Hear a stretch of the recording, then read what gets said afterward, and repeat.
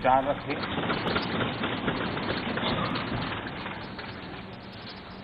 आदरणीय अध्यक्ष जी, मैं अपनी बात बताने से पहले कल जो घटना घटी उसके लिए दो शब्द जरूर कहना चाहूंगा। देश ने आदरणीय लता दीदी को खो दिया। इतने लंबे काल तक जिनकी आवाज ने देश को मोहित किया, देश को प्रेरित भी किया, देश को भावनाओं से भर दिया और एक अहर्निश सांस्कृतिक धरोहर को मजबूत करते हुए और देश की एकता को भी करीब करीब 36 भाषाओं में उन्होंने गाया। ये अपने आप में भारत की एकता और अखंडता के लिए भी एक प्रेरक उदाहरण है। मैं आज आदरणीय लता दीदी जी को आदरपूर्वक श्रद्धांजलि देता हूं। आदरणीय अध्यक्ष जी, इतिहास इस बात का गवाह है कि द्वितीय विश्व युद्ध के बाद विश्व में बहुत बड़ा बदलाव आया। एक नया वर्ल्ड ऑर्डर जिसमें हम सब लोग जी रहे हैं। मैं साफ देख रहा हूं कि कोरोना काल के बाद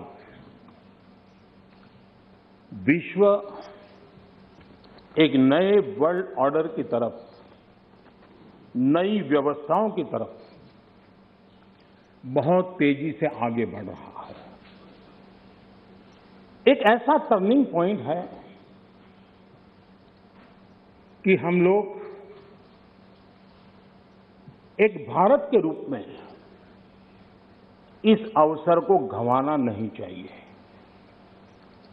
मेन टेबल पर भारत की आवाज भी बुलंद रहनी चाहिए।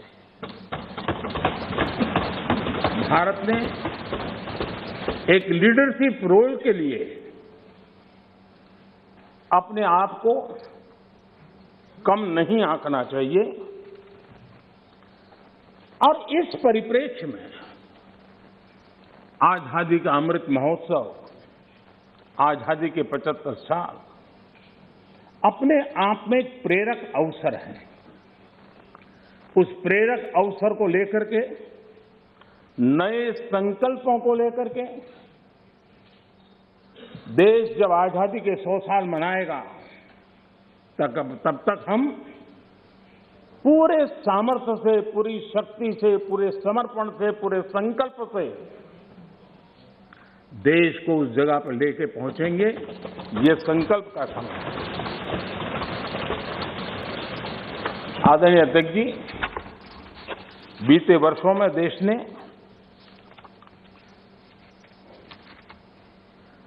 कई क्षेत्रों में, मूलभूत व्यवस्थाओं में बहुत मजबूती का अनुभव किया है और बहुत मजबूती के साथ हम आगे बढ़े हैं। प्रधानमंत्री आवास योजना, गरीबों को रहने के लिए घर हो, ये कार्यक्रम तो लंबे समय से चला है, लेकिन जो गति, जो व्यापकता, विशालता, विविधता उसने उसमें स्थान पाया, उसके कारण आज गरीब का घर भी लाखों से भी ज्यादा कीमत का बन रहा है। और एक प्रकार से जो भी पक्का घर पाता है वो गरीब आज लखपति की श्रेणी में भी आ जाता है। कौन हिंदुस्तानी होगा जिसको इस बात को सुनकर के गर्व न हो कि आज देश के गरीब से गरीब के घर में शौचालय बना है। आज खुले में शौच से देश के गांव भी मुक्त हुए हैं। कौन खुश नहीं है? कौन खुश है?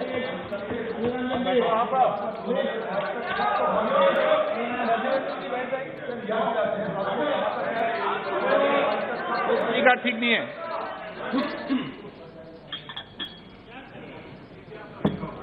हो गया? प्लीज अदिल, मैं बैठने के लिए तैयार हूं। आप बोलिए। नहीं प्लीज अदिल जी। आपको धन्यवाद करके शुरू करूं। बहुत बहुत धन्यवाद।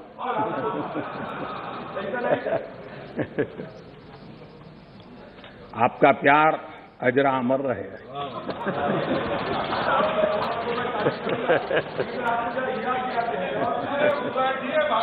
Please please please.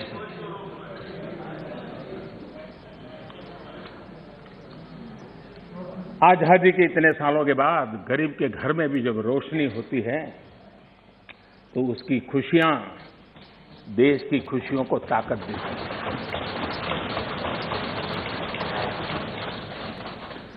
चूल्हे के धुएं से जलती हुई आंखों के साथ काम करने वाली मां को, गरीब मां को, और जिस देश में घर में गैस कनेक्शन हो, यह स्टेटस सिंबल बन चुका था, उस देश में गरीब के घर में गैस का कनेक्शन हो, धुएं वाले चूल्हे से मुक्ति हो, तो उसका आनंद कुछ और ही होता है। हमारी माताएं बहनें उनका पूरा प्लीज दादा प्लीज बैठिए। आपको मैंने पर्याप्त मौका दिया, तरीका ठीक नहीं है।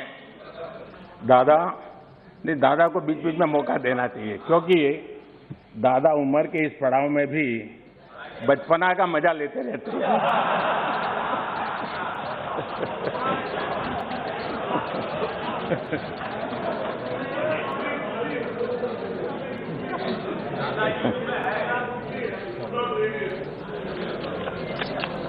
आज गरीब का बैंक में अपना खाता हो, आज बैंक जहां गए बिना गरीब भी अपने टेलीफोन से बैंक के खाते का उपयोग करता हो, सरकार के द्वारा दिए गई राशि सीधी डायरेक्ट बेनिफिट ट्रांसफर के तहत उसके खाते में पहुंचती हो, ये सब अगर आप जमीन से जुड़े हुए होते, अगर आप जनता के बीच में रहते होते, तो जरूर ये चीजें नजर आती, दिखाई देता। लेकिन दुर्भाग्य ये है कि आप में से बहुत लोग ऐसे हैं जिनके सुई कांटा 2014 में अटका हुआ है और उससे वो बाहर ही निकल नहीं पाते हैं, और उसका नतीजा भी आपको भुगतना पड़ा है। आपने जो अपने आप को एक ऐसी मानसिक अवस्था में बांध के रखा है, देश की जनता आपको पहचान गई है। कुछ लोग पहले पहचान गए, कुछ लोग देर से पहचान गए, और कुछ लोग आने वाले समय में पहचानने वाले हैं। आप देखिए, आप जब इतना सारा लंबा उपदेश देते हैं तब भूल जाते हैं 50 साल तक कभी आपने भी देश में यहां बैठने का सौभाग्य प्राप्त किया था। और क्या कारण है कि आप सोच नहीं पाते। अब आप देखिए, नागालैंड के लोगों ने आखिरी बार 1998 में कांग्रेस के लिए वोट किया था, करीब 24 साल हो गए। ओडिशा ने 1995 में आपके लिए वोट किया था, सिर्फ 27 साल हो गए, आपको वहां एंट्री नहीं हुई थी। गोवा में 1994 में पूर्ण बहुमत के साथ आप जीते थे, 28 साल हो गए, गोवा ने आपको स्वीकार नहीं किया। पिछली बार 88 में त्रिपुरा में वहां की जनता ने वोट दिया था। करीब 34 साल पहले त्रिपुरा में। कांग्रेस का हाल है यूपी, बिहार और गुजरात। आखिर में 1985 में 1985 में करीब 37 साल पहले आपके लिए वोट किया था। पिछली बार पश्चिम बंगाल में वहां के लोगों ने 1972 में करीब 50 साल पहले आपको पसंद किया था। तमिलनाडु के लोगों ने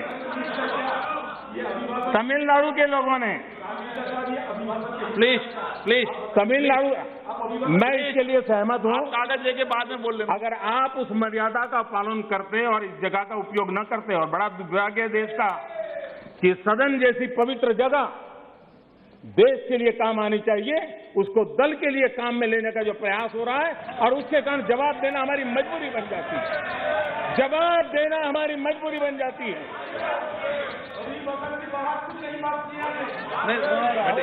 माननीय अध्यक्ष जी, तमिलनाडु आखिर में 1962 में, यानी करीब 60 साल पहले आपको मौका मिला था। तेलंगाना बनाने का श्रेय लेते हैं, लेकिन तेलंगाना बनने के बाद भी वहां की जनता ने आपको स्वीकार नहीं किया।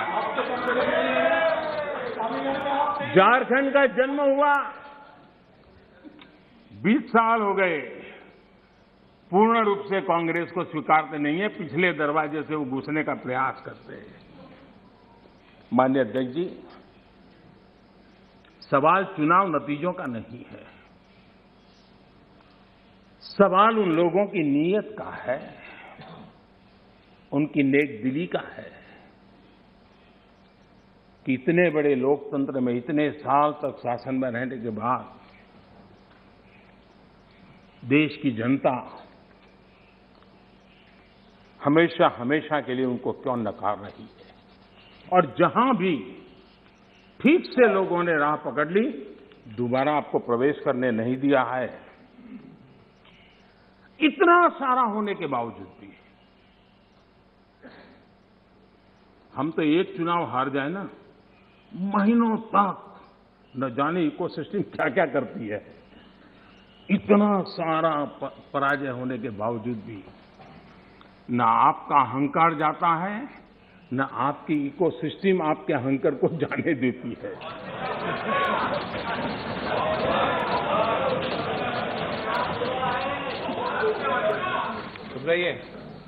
इस बार अभिरंजन जी बहुत सारे शेर सुना रहे थे।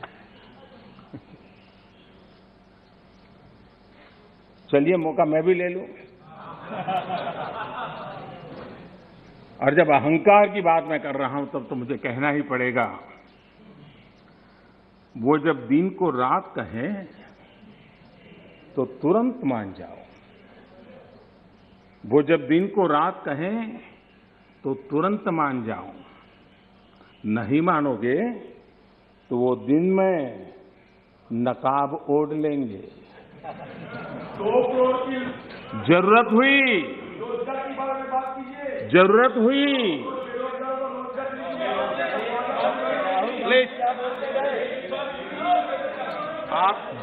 हुई तो हकीकत को थोड़ा बहुत मरोड़ लेंगे।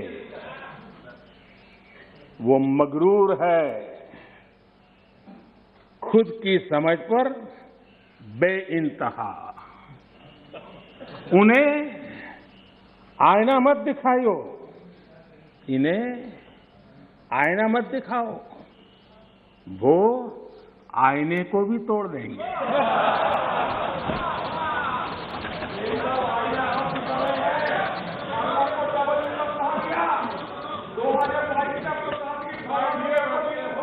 Please please please please please.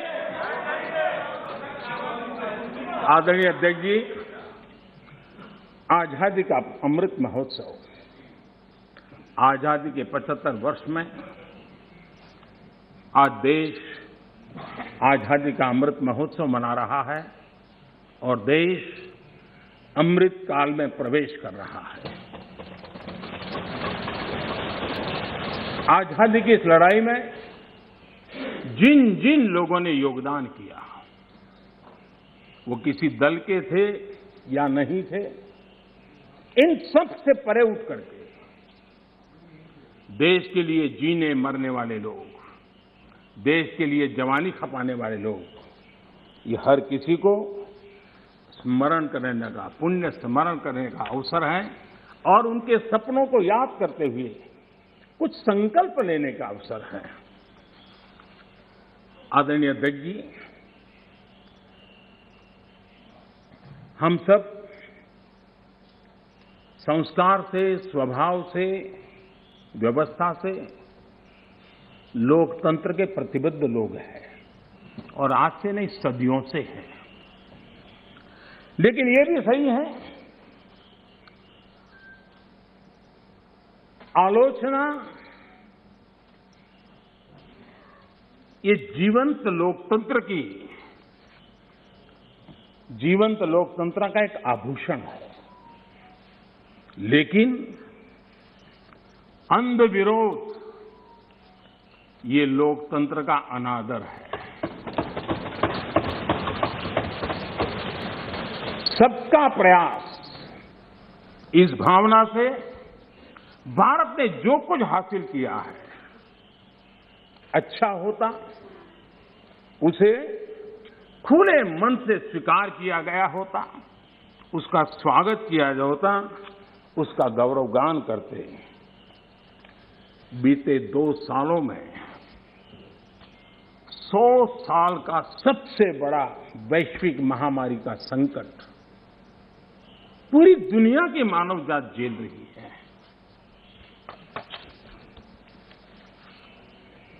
जिन्होंने भारत के अतीत के आधार पर ही भारत को समझने का प्रयास किया, उनको तो आशंका थी, कितना बड़ा विशाल देश, इतनी बड़ी आबादी, इतनी विविधता, ये आदतें, ये स्वभाव, शायद ये भारत इतनी बड़ी लड़ाई नहीं लड़ पाएगा, भारत अपने आप को बचा नहीं पाएगा, यही उनकी सोच थी। लेकिन आज स्थिति क्या है? मेड इन इंडिया कोविड टीके, कोविड वैक्सीन दुनिया में सबसे प्रभावी है।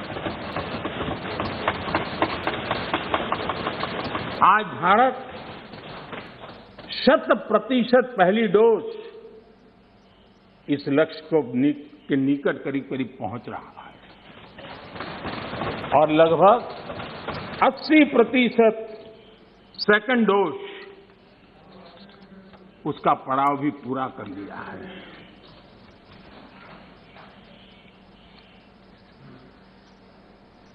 माननीय अध्यक्ष जी,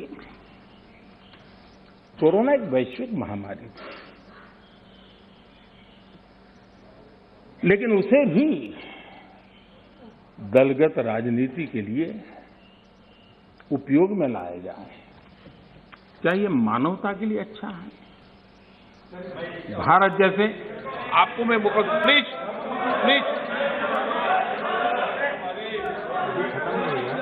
माननीय अध्यक्ष जी, मैंने प्लीज अधीर रंजन जी, आपको पर्याप्त समय, माननीय अध्यक्ष जी,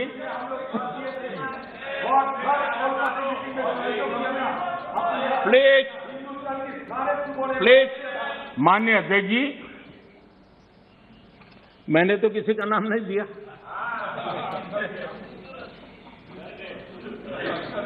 कोई भी टोपी पहन लेने की क्या जरूरत है जी? अरे क्यों? लेकिन जब आप खड़े ही हो गए तो अब मैं नाम दे करके बोलना चाहता हूं। अब आप खड़े ही हो गए हैं तो मैं नाम दे करके बोलना चाहता हूं। इस कोरोना काल में कांग्रेस ने तो हद कर दी।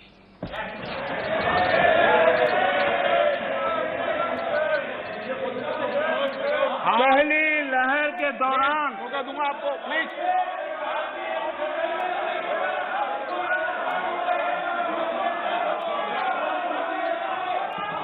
देखिए माननीय सदस्य, प्लीज बैठिए, ये तरीका ठीक नहीं है।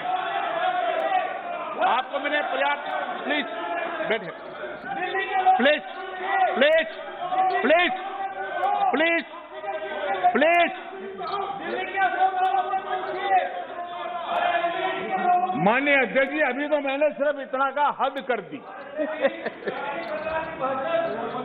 प्लीज, पहली लहर के दौरान आपको मैंने देश जब पर्याप्त अवसर दिया था, लॉकडाउन का पालन कर रहा था, जब WHO दुनिया भर के लोगों को सलाह देता था, सारे हेल्थ एक्सपर्ट कह रहे थे कि जो जहां है वहीं पर रुके। सारी दुनिया में ये संदेश दिया जाता था, क्योंकि मनुष्य जहां जाएगा, अगर वो कोरोना से संक्रमित है तो कोरोना सांस ले जाएगा।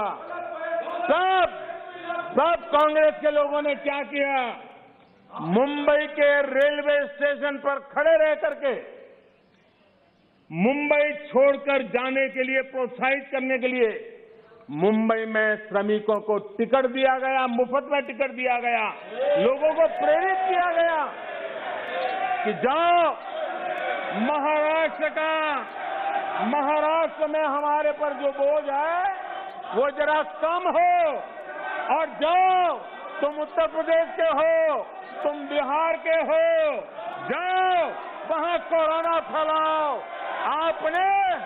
आपने ये बहुत बड़ा पाप किया,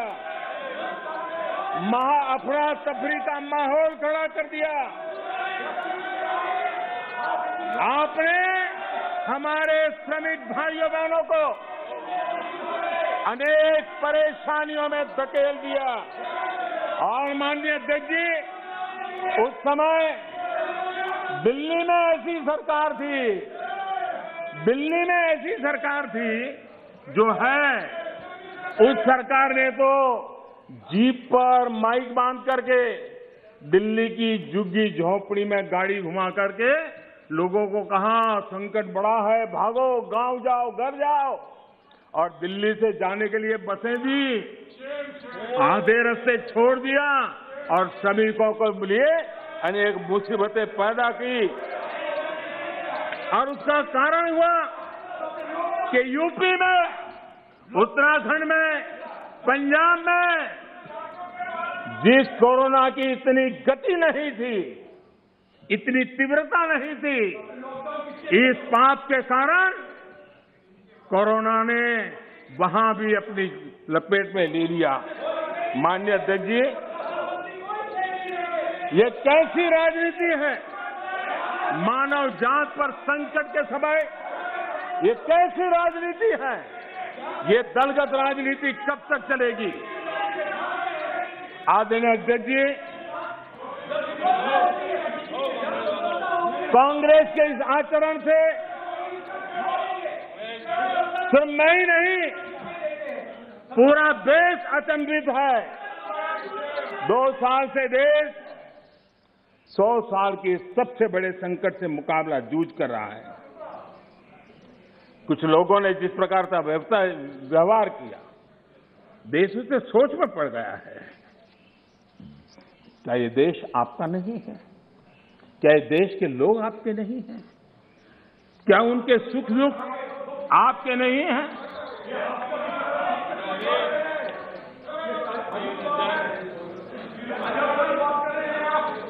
इतनी बड़ी संकट आया, कई राजनीतिक दल के नेता जरा आत्मनिरीक्षण करें। कितने राजनीतिक दल के नेता जो जनता के माने हुए नेता अपने आप को मानते हैं, उन्होंने लोगों को रिक्वेस्ट की हो, अपील की हो, भाई कोरोना का एक ऐसा संकट है, वैश्विक महामारी है, आप मास्क पहनो, हाथ धोना रखो, 2 गज की दूरी रखो। कितने नेता हैं? क्या ये बार बार देश की जनता को अगर कहते तो उसमें कोई बीजेपी की सरकार को क्या फायदा होने वाला था? मोदी को क्या फायदा होने वाला था? लेकिन इतने बड़े संकट में भी इतना सा पवित्र काम करने से भी चूक गए। इसलिए माननीय अध्यक्ष जी, कुछ लोग हैं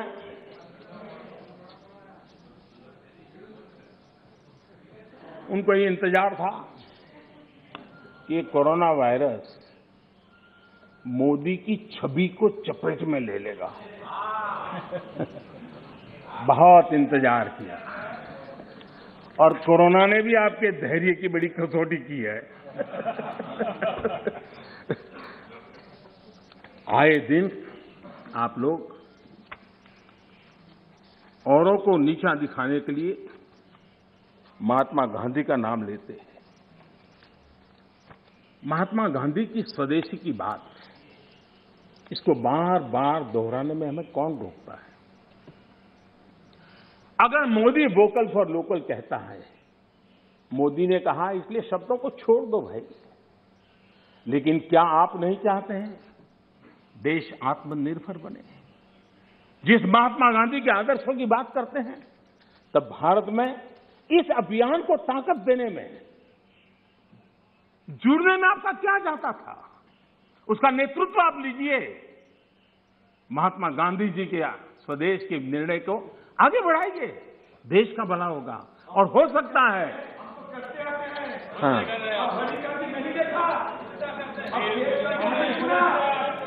आप महात्मा गांधी के सपनों को सच होते देखना नहीं चाहते।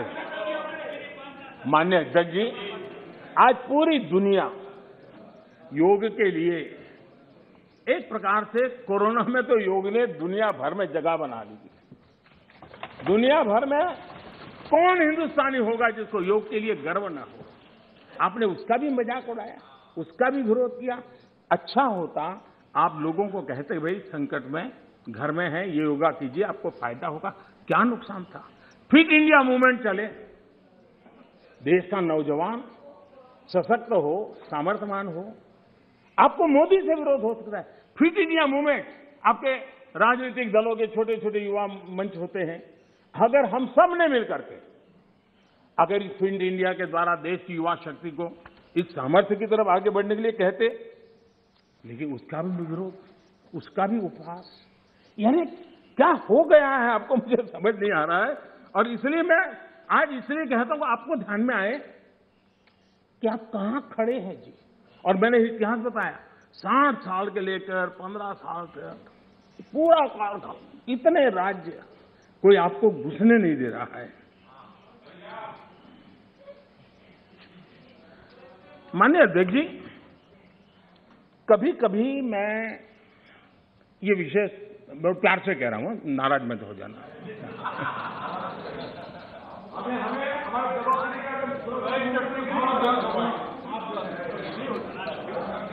मुझे कभी कभी माननीय अध्यक्ष जी ये विचार आता है, उनके बयानों से, उनके कार्यक्रमों से, उनके कर्तृत्व से, जिस प्रकार से आप बोलते हैं, जिस प्रकार से मुद्दों से जुड़ते हैं, ऐसा लगता है कि आपने मन बना लिया है कि 100 साल तक सत्ता में नहीं आना है।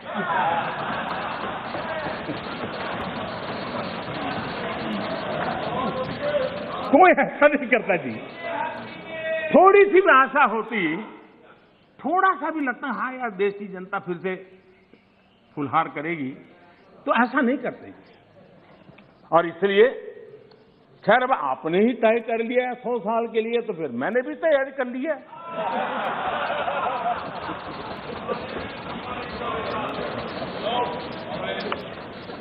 माननीय अध्यक्ष जी, ये सदन इस बात का साक्षी है कि कोरोना वैश्विक महामारी से जो बनी स्थितियां, जो स्थितियां उत्पन्न हुई, उसको निपटने के लिए भारत ने जो भी रणनीति बनाई, उसको लेकर के डे वन से क्या क्या नहीं कहा गया, किसने क्या बोला, आज वो खुद देखेंगे तो उनको हैरानी हो जाएगी, ऐसा कैसे बुलवा लिया, किसने बुलवा लिया, पता नहीं क्या बोल दिए हम लोग। दुनिया के और लोगों से बड़ी बड़ी कॉन्फ्रेंस करके ऐसी बातें बुलवाई गई ताकि पूरे विश्व में भारत बदनाम हो। खुद को टिके रहने के लिए आर्थिक आयोजन को भारत कैसे चल रहा है, माय गॉड क्या कुछ कहा गया, बड़े बड़े पंडितों ने क्या क्या कहा, पूरी आपकी इकोसिस्टम लग गई थी। हम जो भी समझते थे भगवान ने जो समझ दी थी, लेकिन समझ से ज्यादा समर्पण बहुत बड़ा था जी। और जहां समझ से समर्पण ज्यादा होता है वहां देश और दुनिया को अर्पण करने की ताकत भी होती है, और वो हमने करके दिखाया है। और जिस रास्ते पर हम चले, आज विश्व के अर्थ जगत के सभी ज्ञाता इस बात को मानते हैं कि भारत ने जिस आर्थिक नीतियों को लेकर इस कोरोना कालखंड में अपने आप को आगे बढ़ाया, वो अपने आप में एक उदाहरणीय है। और अनुभव भी हम करते हैं, हमने देखा है।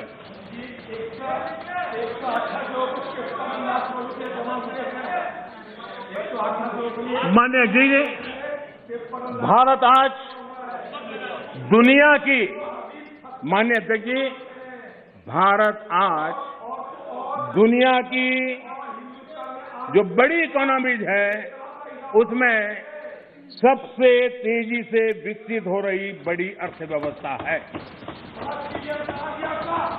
माननीय अध्यक्ष जी, इस कोरोना कालखंड में भी हमारे किसानों ने रिकॉर्ड पैदावार की, सरकार ने रिकॉर्ड खरीदी की। दुनिया के अनेक देशों में जहां खाने का संकट पैदा हुआ, और आपको पता होगा 100 साल पहले जो आपदा आई थी उसके जो रिपोर्ट है उसमें ये बात कही गई है कि बीमारी से मरने वालों की जैसी तादाद है वैसी भूख से मरने वालों की भी बड़ी तादाद है। उस समय के 100 साल पहले की रिपोर्ट में है। इस देश ने किसी को भूख से मरने नहीं दिया। 80 करोड़ से अधिक देशवासियों को मुफ्त राशन उपलब्ध कराया और आज भी करा रहे हैं। माननीय अध्यक्ष जी, हमारा total export historically highest record पर है और ये कोरोना काल में है। कृषि एक्सपोर्ट ऐतिहासिक रूप से टॉप पर पहुंचा है। सॉफ्टवेयर एक्सपोर्ट नई ऊंचाई तरफ बढ़ रहा है।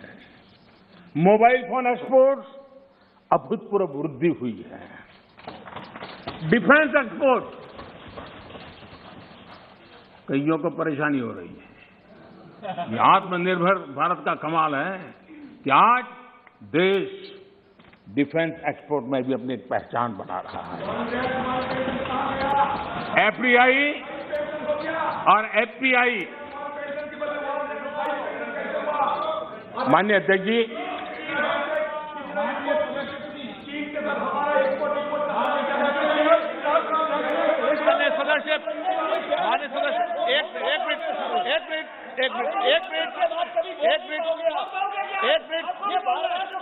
आप चुप रहिए,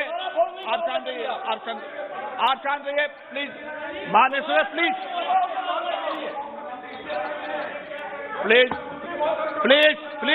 प्लीज एक मिनट चुप रहिए। आप भी माननीय सदस्य, आप चुप रहिए।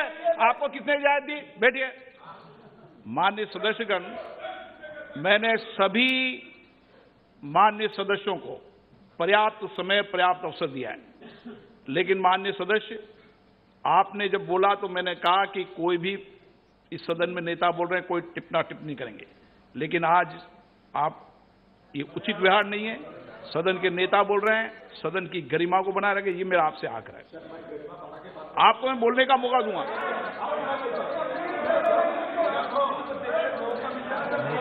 ठीक है, आप बैठिए, आपको मौका नहीं दिया मैंने।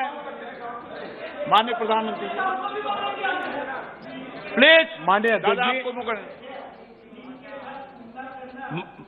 माननीय सदस्य प्लीज, माननीय हाँ, अध्यक्ष जी, समझेंगे, समझाएंगे। आप पूरा सुनो, सब समझाएंगे। सदन में थोड़ी बहुत टोका टोकी तो आवश्यक होती है, जरा गर्मी रहती है, लेकिन जब सीमा के बाहर जाता है तो जरा लगता है कि हमारे साथी ऐसे हैं।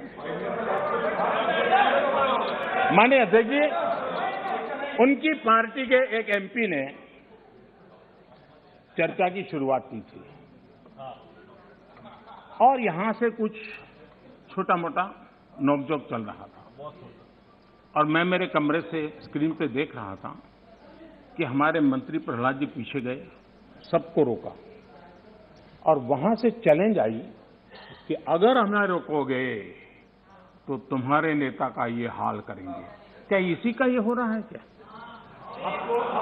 माननीय अध्यक्ष जी, माननीय अध्यक्ष जी,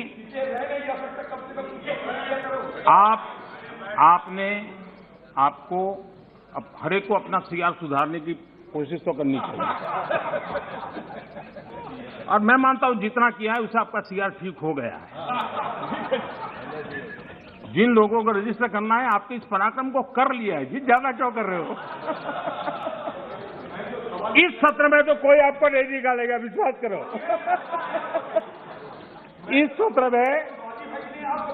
इस सत्र में आपको कोई निकालने का नहीं, मैं आपको गारंटी देता हूं।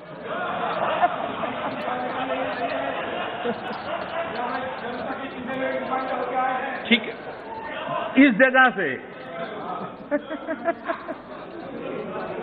अरे वे ऐसे ही बच गए हो।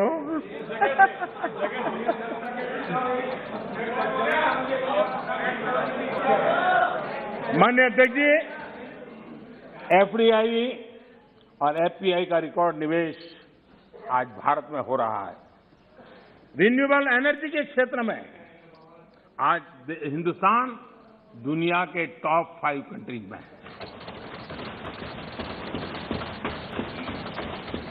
माननीय अध्यक्ष जी, ये सब इसलिए संभव हुआ है कि कोरोना काल में इतना बड़ा संकट सामने होने के बावजूद भी अपने कर्तव्य को निभाते हुए इस संकट के काल में देश को बचाना है तो रिफॉर्म जरूरी थी और हमने वो जो रिफॉर्म किए उसका परिणाम है कि आज हम इस तरीके से स्थिति पर आगे पहुंचे। माननीय अध्यक्ष जी, एमएसएमई सदस्य प्लीज सहित आप बैठिए।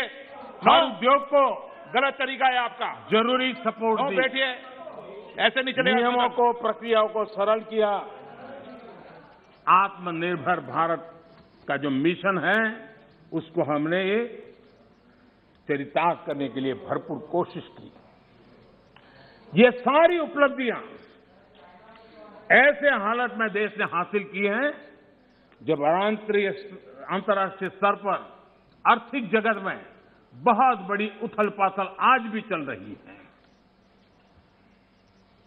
सप्लाई चेन पूरी तरह चरमरा गई है।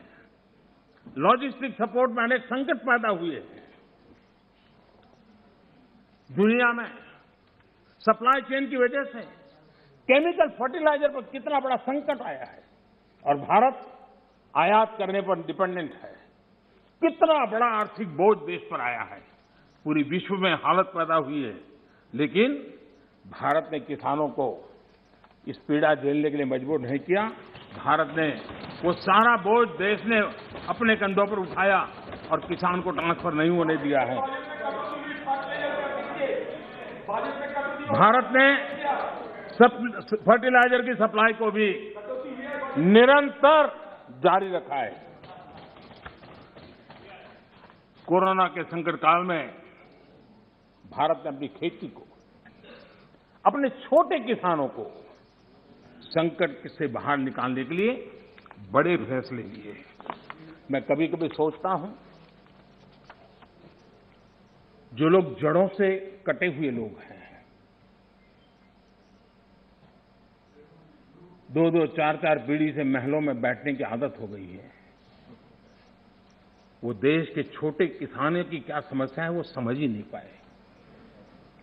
उनके अगल बगल में जिन किसानों की उनकी पहुंच थी उससे आगे देख नहीं पाए हैं। और मैं कभी ऐसे लोगों को पूछना चाहता हूं कि छोटे किसानों के प्रति आपकी इतनी नफरत क्यों है? क्या आप छोटे किसानों के कल्याण के लिए आप रोड़े अटकाते रहते हो? छोटे किसानों को इस संकट में डालते हो? माननीय अध्यक्ष जी, अगर गरीबी से मुक्ति चाहिए तो हमें हमारे छोटे किसानों को मजबूत बनाना होगा। ग्रामीण अर्थव्यवस्था को मजबूत बनाना है तो हमारे छोटे किसानों को मजबूत बनाना होगा। अगर हमारा छोटा किसान मजबूत होता है, छोटी सी जमीन होगी, 2 हेक्टेयर की भूमि होगी, तो भी उसको आधुनिक करने का वो प्रयास करेगा, नया सीखने का प्रयास करेगा, और उसकी ताकत आएगी तो देश की अर्थरचना को भी ताकत मिलेगी। और इसलिए आधुनिकता के लिए छोटे किसानों की तरफ ध्यान देने का हमारा प्रयास है। लेकिन छोटे किसानों के प्रति जिन लोगों के मन में नफरत है, जिन्होंने छोटे किसानों के दुख दर्द नहीं जाना है, उनको किसानों के नाम पर अपनी राजनीति करने का कोई हक नहीं बनता है।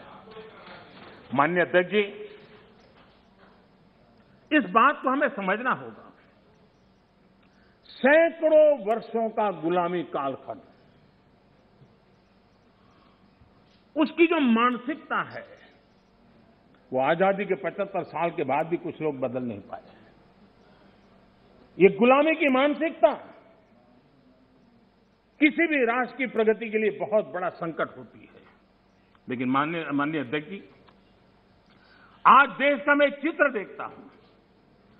एक ऐसा समुदाय, एक ऐसा वर्ग है, आज भी वो गुलामी की मानसिकता में जीता है।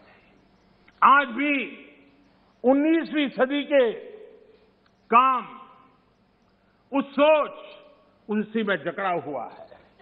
और 20वीं सदी के जो कानून है, वही कानून उसको कानून लगते हैं।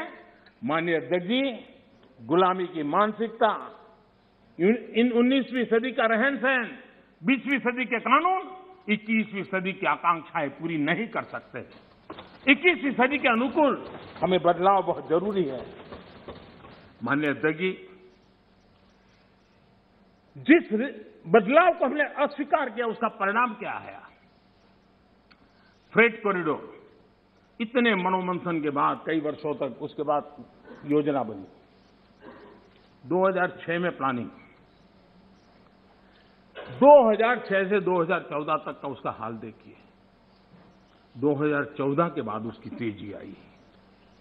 यूपी में सरयू नहर परियोजना 70 के दशक में शुरू हुई, 70 दशक में, और उसकी लागत 100 गुना बढ़ गई। हमारे आने के बाद हमने उस काम को पूरा किया। ये कैसी सोच है, क्या तरीके हैं? यूपी का अर्जुन डैम परियोजना 2009 में शुरू हुई, 2017 तक 1/3 खर्चा हुआ। हमने इतने कम समय में इसको पूर्ण कर दिया। अगर कांग्रेस के पास इतनी सत्ता थी, इतने सालों तक सत्ता थी, तो 4 धाम को वो ऑल वेदर सड़कों में परिवर्तित कर सकते थे, जोड़ सकते थे, लेकिन नहीं किया। वाटरवे, सारी दुनिया वाटरवे का समर्थक है। हमारा ही देश था कि हमने वाटरवे को नकार दिया। आज हमारी सरकार को वाटरवे पे काम करना रहा है। पुराने अप्रोच से गोरखपुर के कारखाना बंद होता था, हमारे अप्रोच से गोरखपुर का फर्टिलाइजर का कारखाना शुरू होता है। माननीय अध्यक्ष जी, ये लोग ऐसे हैं जो जमीन से कटे हुए हैं, उसके कारण उनके लिए फाइल की मूवमेंट, फाइल में सिग्नेचर करके कौन अगला मुलाकात आएगा, उसी के इंतजार में जो रहते हैं। आपके लिए फाइल सब कुछ है, हमारे लिए 130 करोड़ देशवासियों का लाइफ महत्वपूर्ण है। आप फाइल में खोए रहे, हम लाइफ बदलने के लिए जी जान से जुटे हुए लोग। आज उसी का परिणाम है प्रधानमंत्री ज्योति शक्ति मास्टर प्लान। एक होलिस्टिक अप्रोच, टुकड़ों में नहीं, एक आधा काम वहां रहा है, रोड बन रहा है, फिर बिजली वाला आकर के खुदाई करता है, वो ठीक होता है, फिर पानी वाला आकर के खुदाई करता है। उस सारी समस्याओं से बाहर आकर के हमने डिस्ट्रिक्ट लेवल तक गति शक्ति मास्टर प्लान की दिशा में हम काम कर रहे हैं। उसी प्रकार से हमारा देश की विशेषता को देखते हुए मल्टी मॉडल ट्रांसपोर्ट सिस्टम, उस पर हम बड़ा जोर दे रहे हैं और कनेक्टिविटी पर इसके आधार पर हम जोर दे रहे हैं। आजादी के बाद सबसे तेज गति से ग्रामीण सड़कें कहीं बन रही है तो इस 5 साल के कालखंड में बनी है। माननीय अध्यक्ष जी, नेशनल हाईवे बन रहे हैं, रेलवे लाइनों का बिजलीकरण हो रहा है। आज देश नए एयरपोर्ट्स, हेलीपोर्ट्स और वाटरड्रॉम का नेटवर्क खड़ा कर रहा है। देश के 6 लाख से अधिक गांवों में ऑप्टिकल फाइबर नेटवर्क के लिए काम चल रहा है। माननीय अध्यक्ष जी, ये सारे काम ऐसे हैं जो रोजगार देते हैं। ज्यादा से ज्यादा रोजगार इन्हीं कामों से मिलता है। आधुनिक इंफ्रास्ट्रक्चर आज देश की आवश्यकता है और अभूतपूर्व निवेश भी हो रहा है और उसी से रोजगार भी बढ़ना है, विकास भी बढ़ना है और विकास की गति भी बढ़ना है और इसलिए आज देश उस दिशा में काम कर रहा है। माननीय अध्यक्ष जी, जितनी ज्यादा अर्थव्यवस्था ग्रो करेगी उतने ही रोजगार के अवसर पैदा होंगे और इसी लक्ष्य को लेकर के पिछले 7 साल से हमने इन चीजों पर फोकस किया है और उसका परिणाम है हमारा आत्मनिर्भर भारत अभियान। मैन्युफैक्चरिंग हो या सर्विस सेक्टर हो, हर सेक्टर में हमारा उत्पादन बढ़ रहा है।